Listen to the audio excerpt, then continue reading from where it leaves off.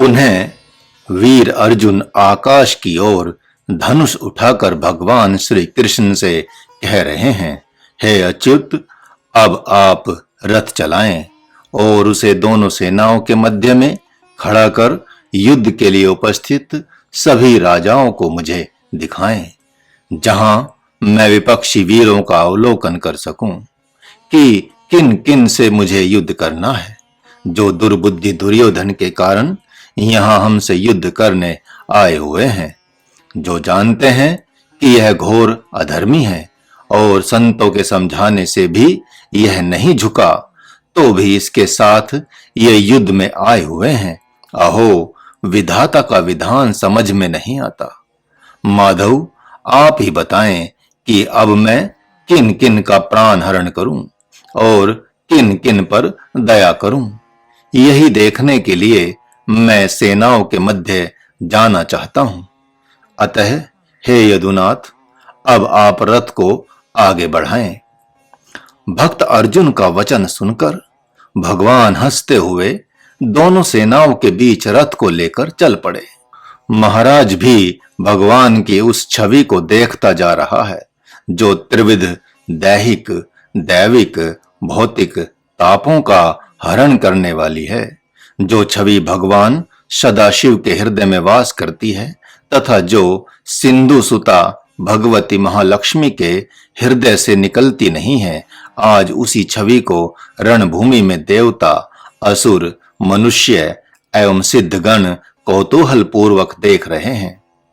जिस छवि को देखकर मां गंगा बह रही है, जिनके दर्शन से समस्त पाप दूर हो जाते हैं, जिस छवि को देखकर ही राजा नृग, व्याध, गणिका और महर्षि गौतम की पत्नी अहिल्या आदि पतितों का उद्धार हो गया, जिस रूप माधुरी को देखकर ब्रज वनिताएं अपने पति, पुत्र एवं घर बार के सुख को भूल गईं, आज उसी छवि को युद्ध भूमि में देखकर देवता, असुर, मनुष्य आदि के नेत्र सहज ही तर गए, अर्थात नेतेंद्रिय सार्थक हो गई।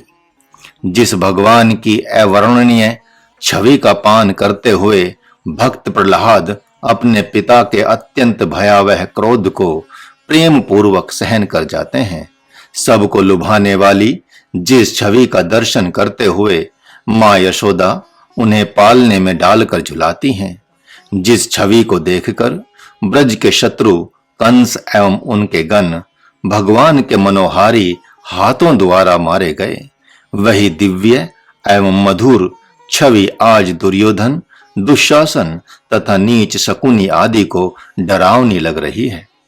भगवान की जिस मधुर छवि को देखकर पूतना पापनी होते हुए भी मातृभाव के कारण माता की गति को प्राप्त कर गई, जिस छवि को देखते ही बंदी माता पिता देवकी और वसुदेव का सारा शोक संताप जाता रहा, तथा भगवती द्रौपदी के द्वारा भगवान की जिस छवि को हृदय से स्मरण करते ही उसका चीर बढ़ने लगा, आज उसी छवि को युद्ध भूमि में चलते हुए रथ पर देखकर समस्त देवता एवं सिद्ध महर्षि हर्षित हो रहे हैं।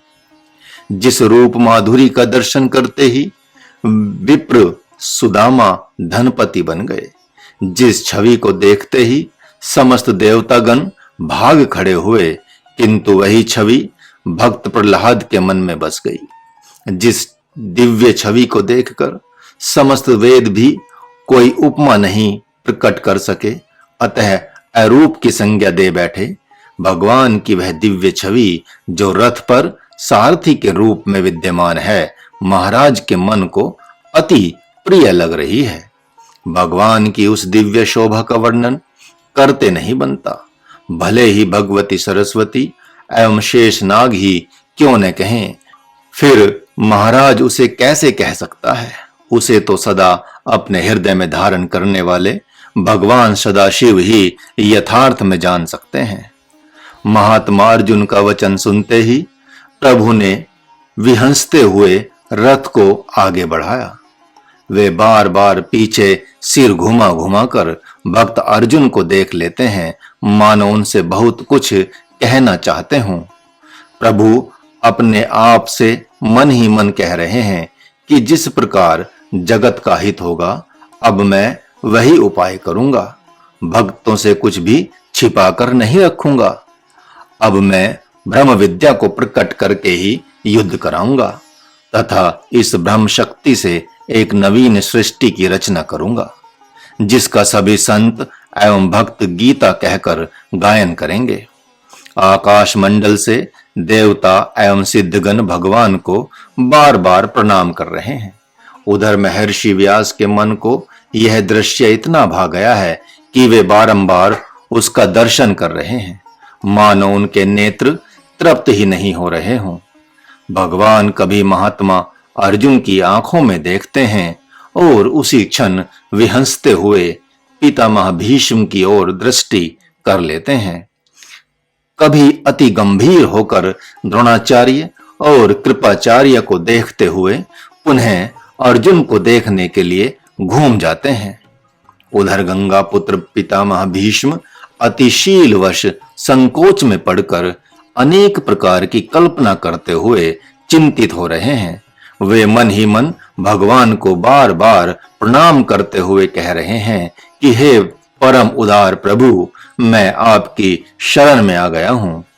हे नाथ, मेरे समान घोर संकट में आज कोई नहीं है, क्योंकि इस समय यह युद्ध एकमात्र मेरे ही कारण होने जा रहा है। अवश्य ही मुझसे कोई घोर अपराध हुआ है, जिससे देव आज मुझे यह कष्ट दे रहा है। अपने प्रिय कुंती पुत्र अर्जुन जैसे शीलवान एवं विनम्र पोते को देखकर उनका हृदय भर आया है। उनका मन कर रहा है कि उसे अंक में भर लें। अरे यह क्या! उनका मन भागकर बारंबार अर्जुन को गले लगाते हुए माता के समान चूम चाट रहा है। उनके नेत्रों से अश्रुधारा बह रही है। अब और भी आश्चर्य हो गया है। वे रथ से कूदकर भगवान के चरणों में प्रणाम कर अर्जुन के गले से लिपटना ही चाहते थे कि अंतरिक्ष में प्रकट होकर महाराज शांतनु ने उन्हें ऐसा करने से रोक दिया। तब वे सोच रहे हैं कि देव के सामने किसी का वश नहीं चलता। प्रभु उनके मन की गति को देखते हुए अति गंभीरता के साथ चल रहे हैं। पुनः पीछे पितामह भीष्म को देखने लगे तो देखा कि उनका हृदय अत्यंत अधीर हो रहा है। जब आचार्य द्रोण की तरफ भगवान रथ को हाँक कर ला रहे हैं तो उन्हें देखते ही निद्रा विजयी अर्जुन ने सिर झुकाकर प्रणाम किया। जब अर्जुन ने उनकी आंखों में आंखें डालकर प्रेम करना चाहा तो नेत्रों के परस्पर मिलते ही गुरु द्रोणाचार्य अति लज्जित हो उठे। उनका मन कर रहा था कि इस समय मैं कहां भाग जाऊं। कभी वे मन ही मन अपने परम प्रिय शिष्य अर्जुन के सिर पर हाथ फेर रहे हैं तो कभी उनको पुकार कर कुछ कह रहे हैं। वे कभी अपने परम प्रिय शिष्य को मन ही मन अति प्यार कर रहे हैं तो कभी मानो हे पार्थ, हे पार्थ, हे धनंजय ऐसा कहकर पुकार रहे हैं। वे अमृतमय प्रेम रस से शिष्य अर्जुन को सींचते हुए तृप्त नहीं हो रहे हैं, क्योंकि उन्हें वे परम प्रिय पुत्र की भांति बहुत भा रहे हैं। वे पूर्व की बहुत सी सेवाओं को याद कर रहे हैं और सोच रहे हैं इसके समान कोई श्रेष्ठ धर्मात्मा शिष्य है ही नहीं। इतना ही नहीं, अपितु गुरु दक्षिणा के लिए इसने राजा द्रुपद को बंदी बनाकर मेरे चरणों में डाल दिया। अरे इसी के कारण मुझे राजपद की प्राप्ति हुई। यदि मैं इससे प्राण और समस्त संपत्ति भी मांगू तो यह अति हर्ष के साथ दे देगा। सच में मेरा यह शिष्य सदा से निर्दोष है। वह कौन सा कर्म सामने आ गया है कि आज मुझे इसी के साथ युद्ध करना पड़ रहा है। ऐसा करते हुए मुझ निर्लज्ज को कुछ भी लज्जा नहीं लग रही है, जबकि ऐसा करने में लाज को भी लाज आ जाएगी। इधर भगवान मधुसूदन गुरु एवं शिष्य के परम प्रेम को देखकर ऐसे प्रेम मग्न हो गए हैं जैसे आचार्य द्रोण ही संदीपनी ऋषि हैं और अर्जुन ही भगवान है। वे दोनों गुरु शिष्यों को एक रूप मानकर सहज ही देख रहे हैं, जिससे उनके नेत्र अचल होकर दो मनोहारी तारों की भांति शोभा दे रहे हैं। इस दृश्य को देखकर महाराज के मन में सुख की बाढ़ आ गई है। अतः प्रभु का गुणानुवाद सहजता से कैसे गा सकता है। उधर संजय सहजता से प्राप्त इस समाधि को हटाने का प्रयत्न कर रहे हैं। इस प्रकार शिष्य अर्जुन, आचार्य द्रोण और भगवान की छवि अति शोभित हो रही है। उस दृश्य को देखकर दुर्योधन एवं शकुनी अति झल्ला रहे हैं तथा दुशासन का मन अति भयभीत हो उठा है। तब तक भगवान की चेतना जगत में लौट आती है और प्रेम मग्न मन से रथ हाँकने लगते हैं।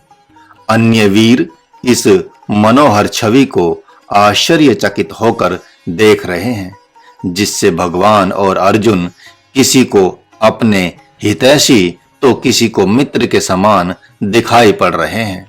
बहुत से वीर गांडीव को देखकर सोच रहे हैं कि हम सब तो बिना मारे ही मर जाएंगे।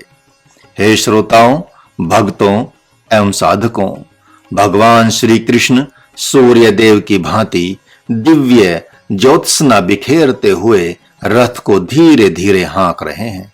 उधर महावीर अर्जुन महाकाल के समान दिखाई दे रहे हैं, जैसे वे महाप्रलय करने वाले हैं।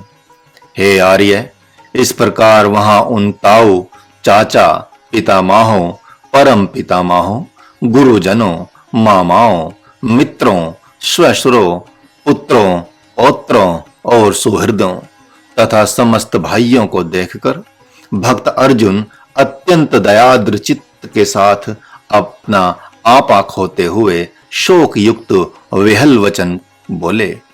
हे कृष्ण, इस रणभूमि में अपने ही परिवार को देखकर मुझे रोमांच हो रहा है।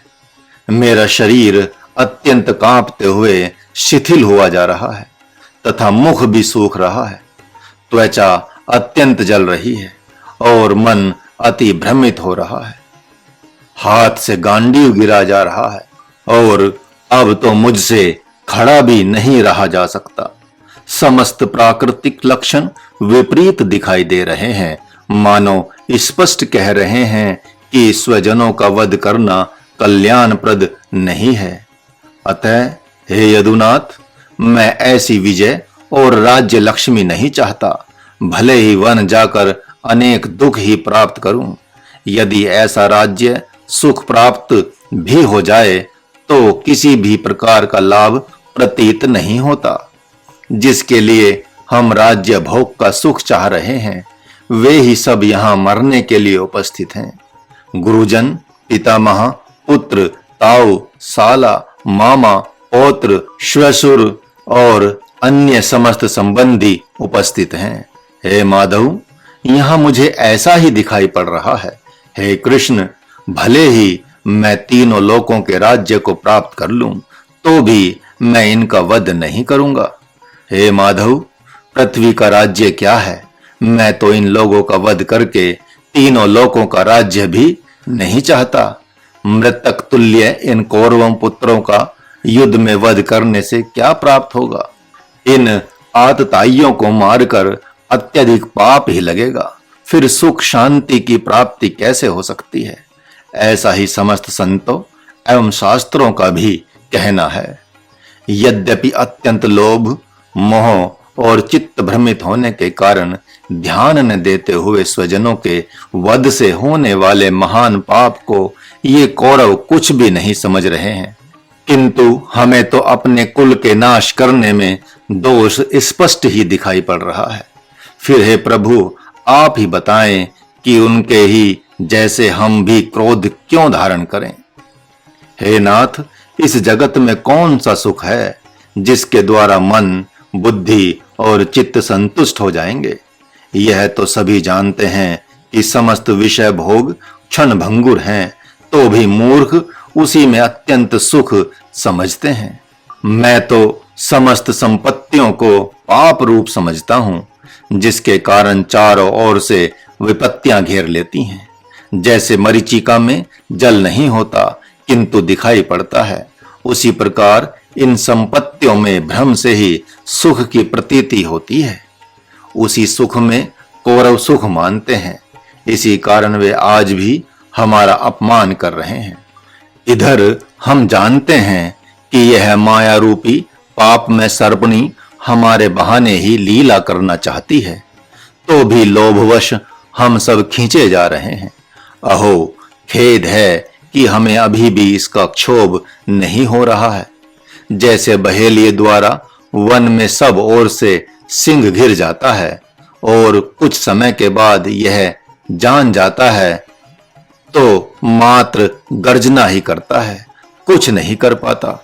उसी प्रकार मैं जान गया हूं कि यह युद्ध रूप में माया का घेरा है, जिसने हमें बांधने के लिए डेरा डाल रखा है। परंतु हम सिंहों के समान असमर्थ नहीं हैं, अतः इस व्यर्थ के घेरे को सहजता से तोड़ डालेंगे। मुझे इस राज्य से क्या लेना देना है? मैं तो चना चबेना भी खाकर जीवन व्यतीत कर लूंगा। अब मैं समझ गया हूं कि समस्त भोग मिथ्या हैं, इसलिए जगत में जो सच में पथ्य है उसी का सेवन करूंगा। मैं कौन हूं? भ्रम किस रूप वाला है? अब एकमात्र इसी अनुपम ज्ञान को जानूंगा। जिस प्रकार मरुभूमि में विचरते विचरते कोई थक कर उसके दुख देने वाले दोषों को अनेक प्रकार से बताता है, उसी प्रकार सारे भोगों में अनुरक्त रहने वाला मेरा मन उन्हीं का भक्त हो गया था। परंतु अब वह उन भोगों के दोषों पर विचार करके संत की तरह विरक्त हो गया है। सभी प्राणी वायु के सहारे शब्दोच्चार करते हुए कैसे व्यथित हो रहे हैं, जैसे कीचक कच्चे बांस में छिद्र द्वारा हवा भर जाने से उसमें से बांसुरी की सी आवाज आती रहती है, वैसे ही जगत की सारी संपत्तियां सुख देकर सभी को ठग रही हैं, किंतु जब पुण्य समाप्त हो जाता है तो दुख देते हुए भाग जाती है और पुरुष रोता रह जाता है। जिस प्रकार गड्ढे में गिरा हुआ हाथी व्याकुल हो जाता है, उसी प्रकार मेरा हृदय शोकाकुल हो गया है।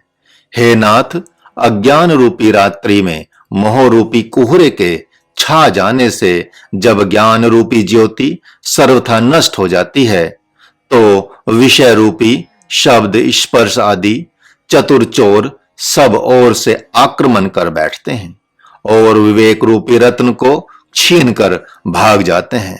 तब अपना पुरुषार्थ काम नहीं आता। इसलिए मन में ऐसा जानकर मैं युद्ध नहीं करूंगा, बल्कि किसी ज्ञानी संत की शरण में जाऊंगा। मैंने अब हृदय में ऐसा अच्छी प्रकार से विचार करके देख लिया है कि वहीं मेरा परम कल्याण होगा। हे माधव, अब मैं आपके हाथ नहीं आ सकता तथा राज्य के भूखे इन भाई बांधवों का भी साथ छोड़ दूंगा। अब जिस प्रकार मन स्थिर हो वही पारमार्थिक यत्न करूंगा। इसके लिए ज्ञान विज्ञान धारण कर जगत में किसी से भी संबंध नहीं रखूंगा। धन संपत्ति ही अति उत्कृष्ट वस्तु है, क्योंकि यही सुख एवं स्वर्ग प्राप्ति का साधन है। ऐसी धारणा तो हे दयालु मूढ़ पुरुषों की कल्पना मात्र है। वे ऐसा बकवास करके अपने विवेक का नाश कर लेते हैं। यह लक्ष्मी कभी स्थिर नहीं रहती, बल्कि अनेक विपत्तियां देकर आज यहां कल वहां जाती रहती हैं। यह नाना प्रकार के भोगों का रूप धारण कर आती हैं तथा मन एवं शरीर को अनेक प्रकार के रोगों से जर्जर कर देती हैं। यह पुण्य का क्षय करके स्वयं भी नाश को प्राप्त हो जाती हैं। ऐसा समझकर इस संपत्ति को कभी भी पकड़ने का प्रयत्न नहीं करना चाहिए, बल्कि इससे डरना चाहिए। यद्यपि धर्मात्मा पुरुष नाना प्रकार के यत्न करके उसका उपार्जन करते हैं तथा उसी के चलते नाना प्रकार की रिद्धियां सिद्धियां बलात् आ जाती हैं, लेकिन जब इसके उपभोग करने का समय आता है तो यह महामूर्खा संपत्ति आकाश में चली जाती है, अर्थात नाश को प्राप्त हो जाती है। जैसे राजा किसी को भी कब अपना बना ले और कब उसका परित्याग कर दे, इसका पता नहीं चलता। राजा के ही स्वभाव की भांति यह भी कुछ विचार नहीं करती, चाहे किसी का भी वरण कर लेती है और पुनः कब उसका त्याग कर देती है, यह पता नहीं चलता। इस प्रकार कब क्या कर देगी कुछ भी समझ में नहीं आता। वन पर्वतों को बराबर कर हमने हस्तिनापुर से भी सुंदर इंद्रप्रस्थ को अपनी राजधानी बनाया था, किंतु थोड़े समय में ही वह अत्यंत प्रसन्नता पूर्वक कौरवों के पास चली गई। अतः हे यदुनाथ, मैं आपके पैर पड़ता हूं, अब मुझे ऐसी संपदा नहीं चाहिए। यह संपत्ति घोर पिशाचिनी के समान है, जो भीतर बाहर सब ओर से पकड़ लेती है। जब कभी कोई सद्गुरु आकर इसे भगाता है, तब वह कहता है कि अरे बाप रे बाप, अब मुझे यह प्रिय नहीं लगती। जब तक घर में धन वैभव रहता है, तब तक भाई बांधव हित मित्र वहां रमते रहते हैं, किंतु जब घर में अत्यंत दरिद्रता आ जाती है, तो सभी उसका किसी अन्य के आश्रित हो दुबक जाते हैं। जैसे चूहे बिल्ली के भय से बिल में छिप जाते हैं। अरे यह संपत्ति जिसके पास आती है, उसके हृदय को वज्र बना देती है। धनवान को दयाशीलता तो आ नहीं सकती, जिस प्रकार थोड़ी सी धूल भी मणि को मैला कर देती है, उसी प्रकार थोड़ा सा धन भी पुरुष को अहंकारी बना देता है। इसी राज संपत्ति से सुग्रीव जैसे की बुद्धि भी भ्रष्ट हो गई थी, जिसके साथ हनुमान जी जैसे परम बुद्धिमान मंत्री थे। यदि कोई विष की बेल को अपना साथी बनाता है, तो वह अकेले ही कभी न कभी किसी न किसी की मृत्यु का कारण बनती है। उसी प्रकार कोई संपत्ति को रखता है, तो प्रभुता प्राप्त होने पर अति प्रसन्न होता है, तो फिर वही संपत्ति एक दिन उसे फंसाकर उसके विनाश का कारण बनती है। हे प्रभु, यह धन किसके समान है, इसके लिए कौन सी उपमा दूं? इसलिए अब मैं उदासीन ही रहना चाहता हूं। यह धन तो वन की विशाल गुफा के समान है, जिसमें काम रूपी भयंकर सर्प वास करता है। यह धन दुख रूपी सर्पों के वास के लिए गहन गुफा है और दर्प में भरे हुए असुरों के लिए प्रचंड गदा के समान है। मोह रूपी हाथियों के वास करने के लिए गहन वन है तथा ज्ञान रूपी दीपक को शीघ्र ही वायु बनकर बुझाने वाला है। यह काम रूपी उल्लुओं को रात्रि बनकर सुख देता है, तो क्रोध रूपी अग्नि को वायु बनकर प्रज्वलित करता है। यह विवेक रूपी चंद्रमा को ग्रसने के लिए राहु के समान है तथा सहस्त्र बाहु जैसा कितना भी बलवान हो, उससे हार नहीं मानता। अब इस धन रूपी पापी को मैं स्वीकार नहीं करूंगा, अपितु वन में भिक्षाटन करके मात्र प्रभु का भजन करूंगा। महात्मा अर्जुन इस प्रकार विविध रूप से उद्गार प्रकट कर रहे हैं। न उनके शरीर में सुख है, न मन में शांति ही है। भक्त अर्जुन आगे कहते हैं, इतना ही नहीं बल्कि यह वैभव समस्त दुखों के बराबर एक ही दुख है, जो धन के बहाने सबके निकट जाता है, किंतु अंत में हाथ कुछ नहीं लगता। अतः सभी माथा पीट पीट कर पश्चाताप करते हैं। हे अच्युत, जिनके लिए हम सब भोग और सुख चाहते हैं, वे सब तो युद्ध में संग्राम करते हुए मर जाएंगे। इनके जीवन पर हमारा अधिकार कैसे है, यह विचार करने का विषय है। मनुष्य का जीवन अमूल्य है, ऐसा सभी कहते हैं। ऋषि मुनि इसी से भगवान की शरण में रहकर भजन किया करते हैं, और हम लोग उसी जीवन का भक्षण करना चाहते हैं। हमारे ऐसे जीवन को धिक्कार है। इस प्रकार पता नहीं हम कौन सा प्रयोजन पूरा करना चाहते हैं। इस आयु का विश्वास ही क्या है? यदि अभी चूक गए तो क्या भगवान पुनः ऐसा अवसर प्रदान करेंगे? यह अति क्षण भंगुर है। ऐसा विचार कर भगवान के भक्त इस पर कभी भी विश्वास नहीं करते। जिस प्रकार तृण के अग्रभाग पर स्थित जल बिंदु की स्थिरता पर विश्वास नहीं किया जा सकता, उसी प्रकार यह आयु पागल के समान कभी भी जा सकती है। शरीर को छोड़ने में इसे लज्जा भी नहीं लगती। अरे जगत में इस आयु का इसके अतिरिक्त और कोई काम ही क्या है? विषय रूपी नागों के संसर्ग से जिन लोगों का चित्त जर्जर हो गया है और आत्म विवेक छिन्न भिन्न हो गया है, उनकी आयु अत्यधिक दुख देने वाली तथा मोह और शोक एवं संताप को बढ़ाने वाली है। जिन्होंने जानने योग्य माया रहित ब्रह्म को भली भांति जानकर परम शांति प्राप्त कर ली है, जो सुख दुख लाभ हानि में सम और स्थिर रहते हैं, उनमें कभी विषमता नहीं आती।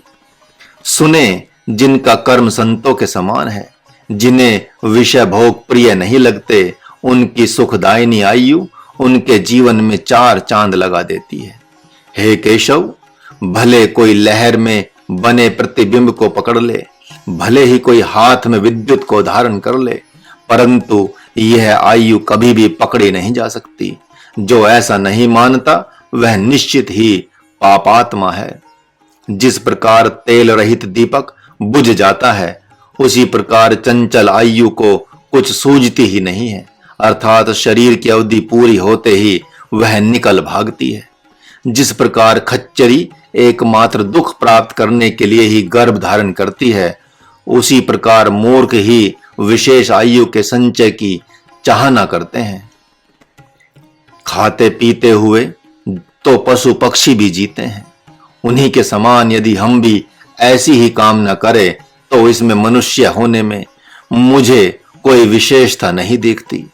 फिर तो यह सत्य है कि हमसे वे भी बहुत अच्छे हैं। हे जनार्दन, उनका ही जीवन अति सफल है, जिन्होंने इसी जीवन में सच्चिदानंद ब्रह्म को जान लिया है। अन्यथा जिस प्रकार गधे भार ढोते ढोते दुखी होते रहते हैं, उसी प्रकार जीवन में आनंद की प्राप्ति नहीं होती, अर्थात जीवन भार स्वरूप हो जाता है। जिस प्रकार मूढ़ पुरुष के लिए आयु, मन, बुद्धि, रूप और अहंकार दुख देने वाले होते हैं, उसी प्रकार जिन्होंने ब्रह्म को नहीं जाना, ऐसे मनुष्यों का जीवन भार स्वरूप और दुखदायी हो जाता है। जिस प्रकार बिल्ली बिल के पास चुपचाप चूहे की प्रतीक्षा करती है, बिल से निकलते ही उसे झपट कर खा जाती है, वैसे ही पापी महाकाल आयु की ओर देखता रहता है और समय पाकर क्षण मात्र में ही उसका ग्रसन कर जाता है। हे कल्याण मूर्ते, आप हमें राजसुख और भोग देने को कह रहे हैं, किंतु पता नहीं कब ये हमारा परित्याग कर दुख देने लगेंगे। जिस प्रकार भयंकर सर्प वायु का पान करके विष को धारण कर बिल में विश्राम करते हैं और जब ये काटते हैं तो प्राण हर लेते हैं, जिससे अकाल मृत्यु होने से जीव को मुक्ति भी नहीं मिलती, वह बहुत समय तक दुख पाता रहता है, उसी प्रकार शरीर रूपी बिल में नाना प्रकार के भीषण रोग रूपी सर्प आयु का उपभोग करते हुए वास करते हैं। जिस प्रकार लकड़ी का कीड़ा भीतर ही भीतर एक एक रेशे को काटता रहता है, उसी प्रकार इन रोगों के चलते मन को क्षण मात्र के लिए भी विश्राम नहीं मिलता। हे माधव, आप उसी आयु और यौवन के सुख के लिए हृदय को विदीर्ण करने वाला युद्ध कराना चाहते हैं। अब तो मैं वन में जाकर उसी का निदान खोजूंगा। अतः हे केशव, मैं ऐसा युद्ध नहीं करूंगा, मेरा हृदय से यही निर्णय है। मास पारायण, दूसरा विश्राम।